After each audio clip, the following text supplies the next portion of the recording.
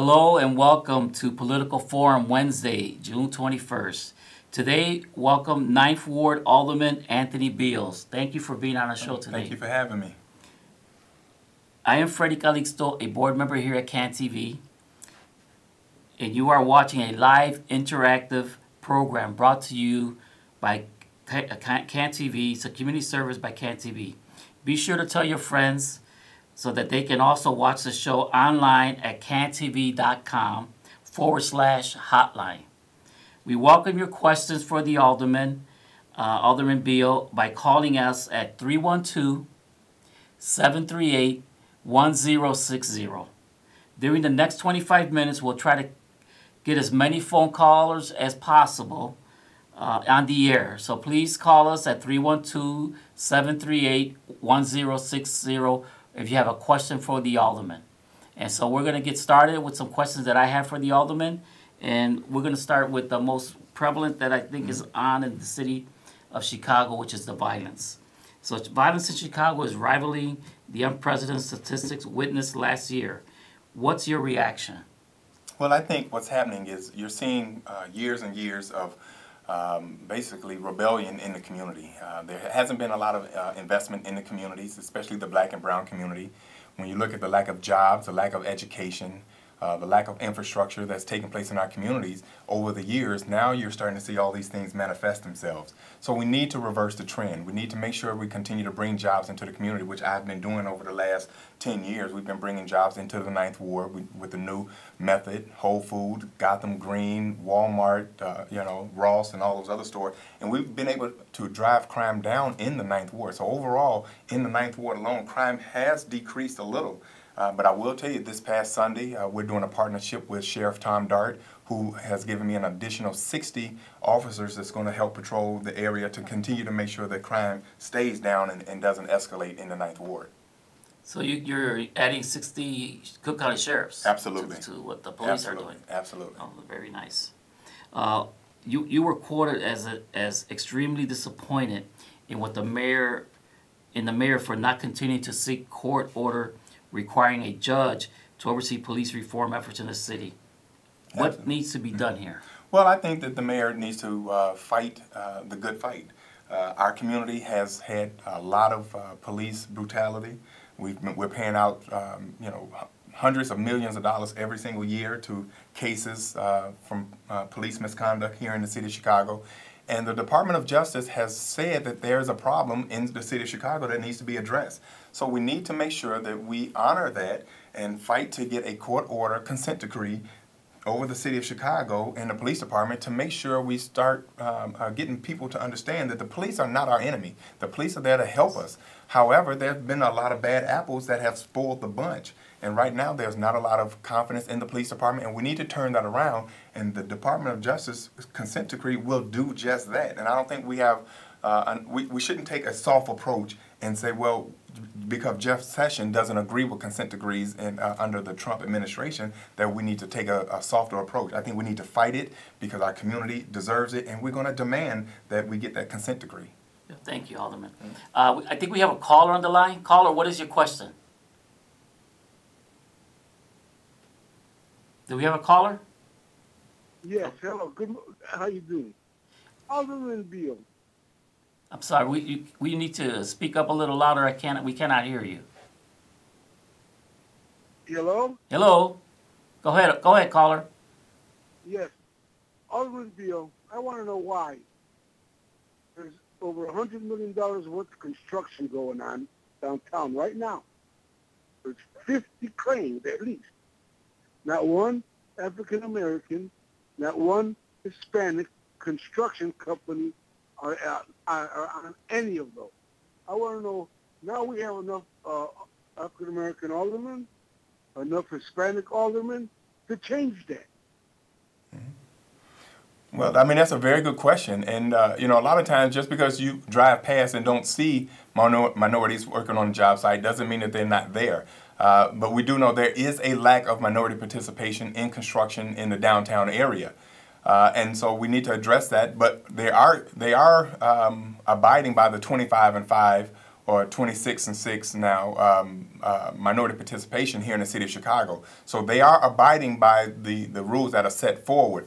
But again, a lot of contractors, they want to do the bare minimum instead of trying to make sure that they build capacity in our community. And that goes back to what we said earlier about what's going on in our community, that we don't have enough jobs in our area. So if you put people to work, you will see our communities turn around and you'll see crime decreased across the entire city. Well, thank you for that call, caller, for that question. We have another caller on the line. Caller, what is your question? Hi, Alderman Beale. My question is about recently in the news, videos came out of how Philandro Castille's family was treated the night that he was shot. And you know, the woman, the wife, she videotaped what happened, and everyone got to see it. Are there any workshops that you know of, or maybe might be in the works in your ward, where people can learn about how to deal with a situation where they have been pulled over, or they think that they might be in danger of being mistreated if they're pulled over by a police officer? Right. I mean, that's a very good question. And we have had some police come out and give workshops on how to conduct yourself when you're pulled over. And the biggest thing to do if you're pulled over is to continue to put your hands on the steering wheel and no quick movements, because you got to understand those policemen want to go home at the end of the day. And right now there are people shooting at the police, and they're doing a lot of bad things in our community. And so right now everybody is on edge, and that's why it's important that the Department of Justice report is followed through so we can reverse this trend so where people are not on edge. But if you are pulled over by anybody, whether you agree with why you're being pulled over or not, just abide by what the officers are saying, do exactly what they tell you to do, and you don't need to escalate a situation that is already on edge. Thank you, caller, for that question, and thank you, Alderman, for the answer. Another question here that I have is about critics say the reason for high crime is disinvestment in communities. Disinvestment in parks, schools, families. What's your reaction to that? Well, I mean, I agree totally. Yes. I've been fighting for the last few years about menu reform. By me being chairman of the Transportation Committee, and I've looked at the entire menu for the entire city, and there's a huge injustice as far as how that menu money is spent. We take about $70 million a year, and every alderman gets $1.3 million for infrastructure throughout the entire city. However, some wards that are very small mileage-wise are getting the same money as a ward like mine, who is really gigantic compared to these other wards. And so when you look at the amount of potholes that's happening in certain communities, that's because we don't have the resources to continue to repave all those streets. And some wards are repaving streets that are perfectly good because they just have extra money in order to do that. They're using their money on their schools. They're using money in their parks and things. Well, wards like mine, we don't have that luxury. So I put a proposal out that we need to take that menu money and break it up by mileage. However many miles that you have in your ward is the percentage of that money that you should get. If that happens, you will start seeing communities stabilize, and you will start seeing the infrastructure being stable throughout the entire city, and you won't see certain communities with big potholes and certain communities with no potholes. Oh, that's a very interesting concept. What's the reaction from your colleagues? Well, of course, the formula that I've come up with, Yes. You have about 25 aldermen who would get a smaller amount of money, and when you're talking about doing that, you need 26 votes if you're going to make this thing happen, and it's going to be hard to get 26 votes when you have 25 that are going to get less money than what they're accustomed to. However, I understand that, but it's the right thing to do. It sounds like the right thing to do for me too as well, but good luck in that fight. That's going to be a big one. Let me remind you to call 312-738-1060 for a call for a question with for the alderman. And right now I want to show you the ward map, and maybe you could describe a little bit the 9th Ward. Well, the 9th Ward goes all the way to the city limits, 138th Street, and we go all the way to 87th Street now to the north.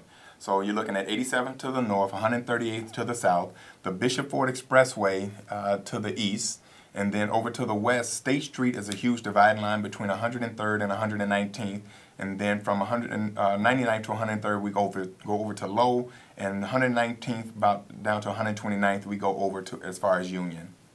So talking about miles, that's a lot of miles, That's right? it's a lot of square mileage. And so there's your information for the office, 34 East 112th Place, and the ward, the website. So this is the website. It has a lot of information where people can go to your website and browse through and get a lot of information about the ward and the activities that are currently going on or gonna future activities and so forth.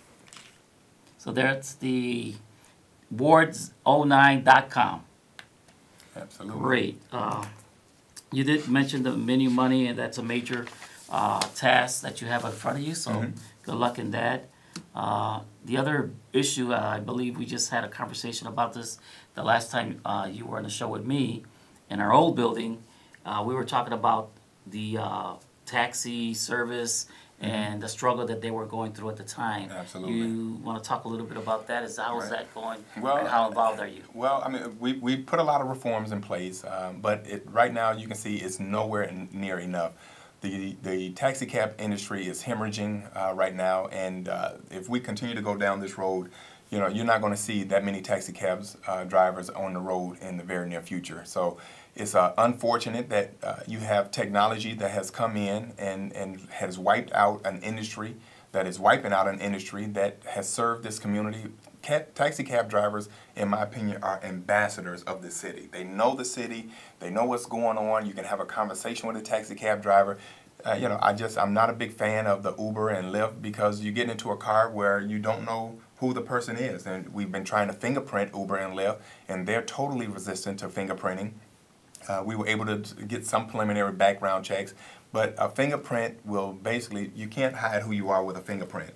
And if you have a company who is totally resistant to fingerprinting, evidently they have something to hide. And so we were trying to, and we're going to continue to try to get fingerprinting because you can get into a car potentially with someone, and they have shown that this has happened. You get into a car and you don't know who that person is. So even though you have the app, you think you know who that person is. Has that person been vetted? Has that person been background checked? And is that person who they say they really are? And we've had some situations throughout this country where some people have gotten into some pretty bad situations with Uber drivers because the person who is not who they say they were, and when they got into the car, they had some unforeseen situations. Yeah, and you read about it all the time. Absolutely. Here in the news. So that takes me to the next question that we were just talking about.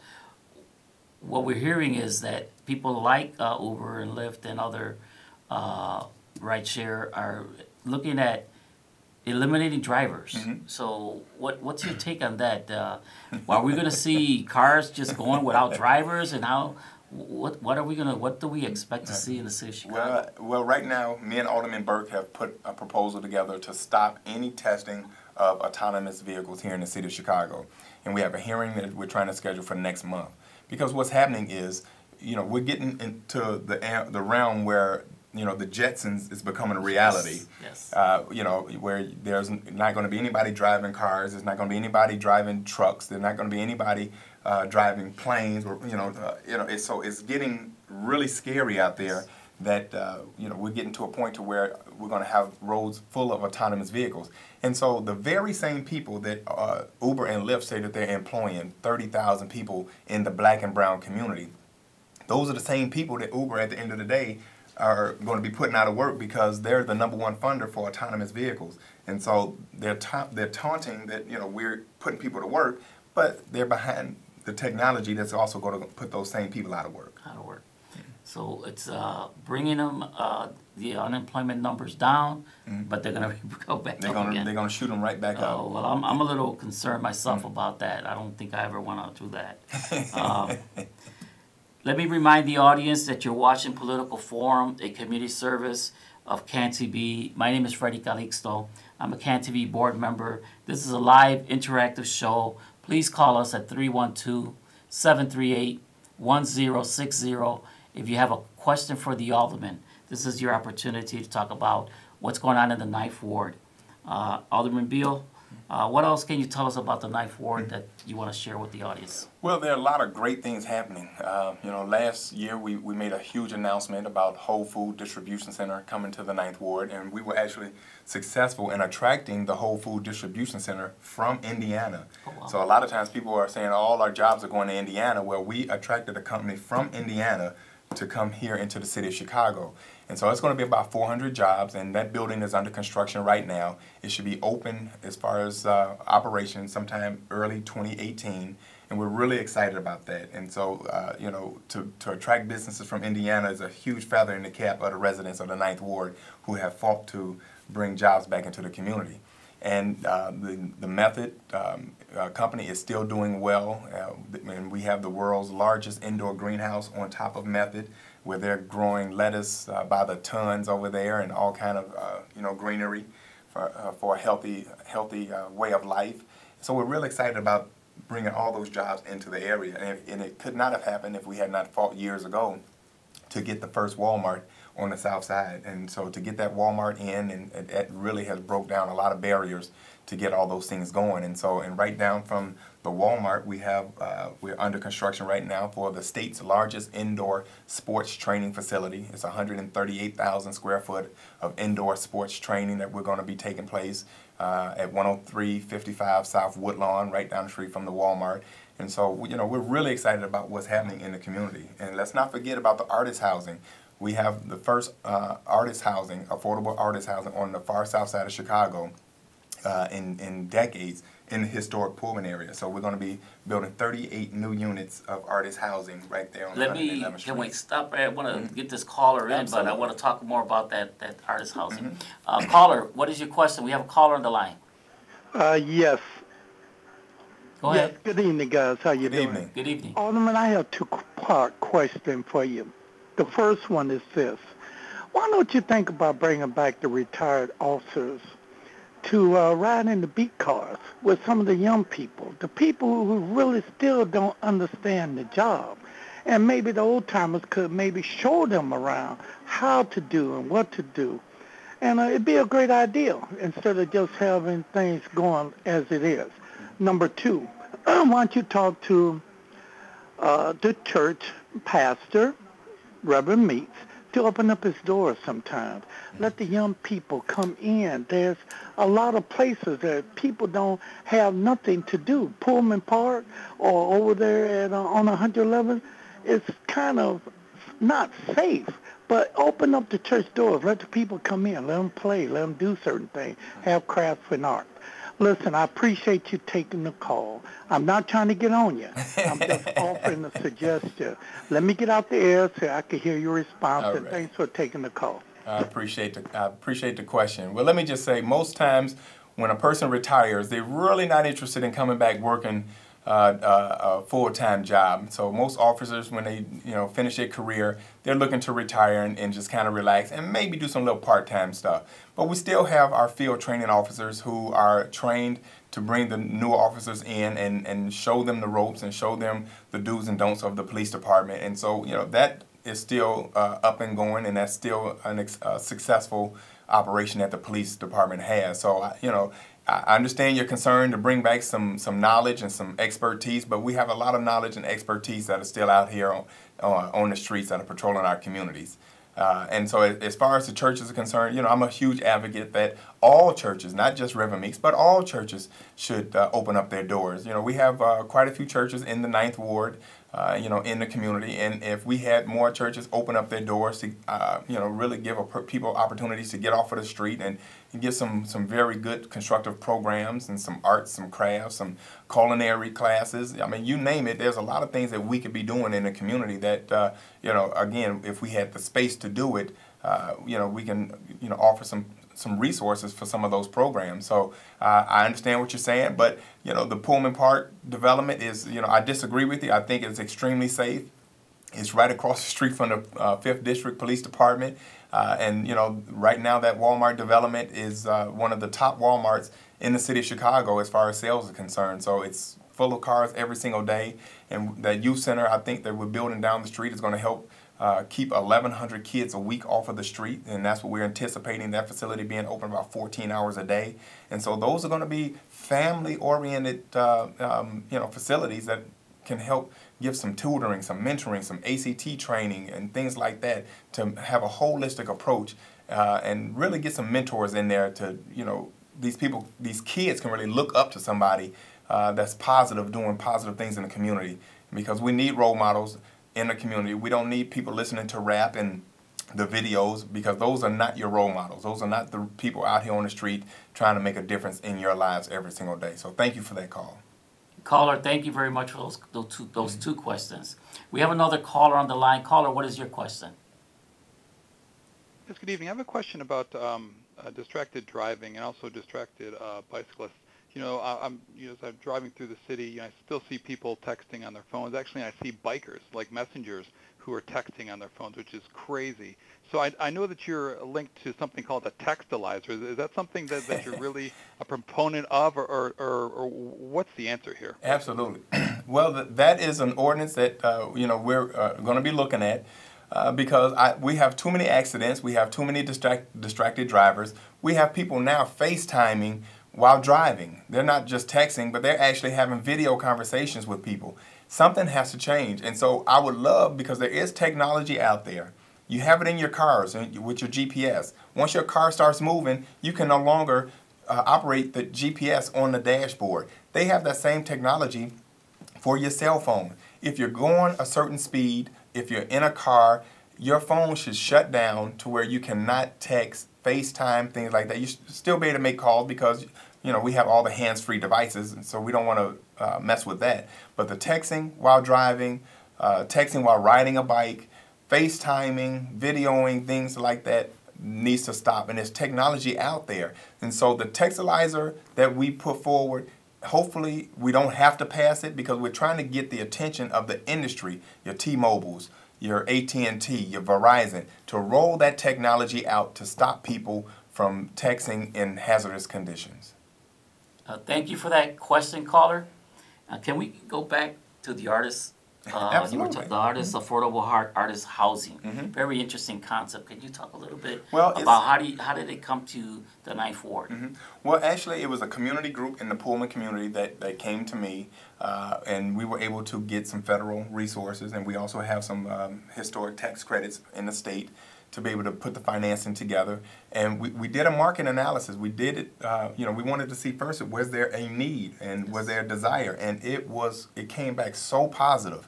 And so we took it to the community embraced it, and you have to be of the arts to qualify to be in this facility. It is affordable housing, but you have to be of the arts in order to qualify. So you can be a musician, you can be an artist that does painting. It's all different types of arts that are out there. And so to be able to have that, and then to have galleries on the first floor, so where if you want to have a gallery show or something like that, you have the facility, all you have to do is come right downstairs and you can have an actual gallery. Show your art. Show your art right there on the first floor. So really excited about that. And what's the timing for that? When is that going to be? We're breaking ground this fall. Breaking down. So sometime next year it will be open. Great, great. And this is for Ninth Ward residents that are current residents? No, you can come from across the city. Okay. We want to attract people from all over, because one thing about artists bring a different, unique personality to any community. Yes. And so, we want to tap into that. We want to tap into those resources. We shouldn't have all the artists up north or downtown. Yes. Come south, we're building brand new housing for you. So if you're of the arts, come see me, and we can find a nice place for you, brand new in the Ninth Ward. Oh. Well, thank you for coming back to that topic. Very interesting. CPS borrowed more money, $275 million. That's just to keep operating through June and make massive contribution to the teachers' pension. What constituents in your ward, what are they thinking about? Are they worried about CPS? Well, I think the entire city is concerned about what's happening and what's not happening in Springfield. I know the governor just called a special session. I'm going to just appease to everyone in Springfield. Let cool heads prevail. People are hurting out here. Resources are hurting in our community. Do the right thing. Humble yourselves, because people deserve the services that we are not getting, because people cannot come together and do what's right for the people of this great state. So I encourage you to put your differences aside, put your egos aside, do the right thing, and pass a balanced budget here in the state of Illinois. Well, thank you. Thank you for sharing that. Our time is up. I believe our time is running out. Is there any last minute information you want to say? I think we got a few more. Do we have any time? Again, I'm just excited about what's happening in the 9th Ward. Okay. Thank you so much, and get involved. Get involved. And again, the information just there for you to get a hold of the alderman. If you need to get a hold of him, please do. And thank you very much for being with us. Thank you for having me. And we hope to see you soon. Absolutely. Thank you. Thank you very much.